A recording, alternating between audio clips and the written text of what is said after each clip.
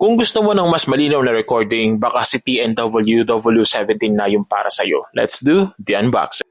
So pagbukas natin ng box, makikita natin agad yung kanyang receiver. So yung receiver, pwede sa USB Type-C at saka sa Lightning, which means Android and iPhone, pwede pareho.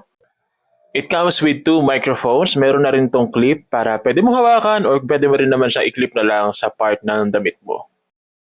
Meron na rin tong dalawang windshield or dead cat na nilalagay natin sa microphones para mas mabawasan yung mga ingay sa paligid. And for the cable, meron siya from USB to dalawang Type-C, which means pwede mo i-charge pareho yung dalawang microphones at the same time. And here's the user's manual na hindi naman natin binabasa.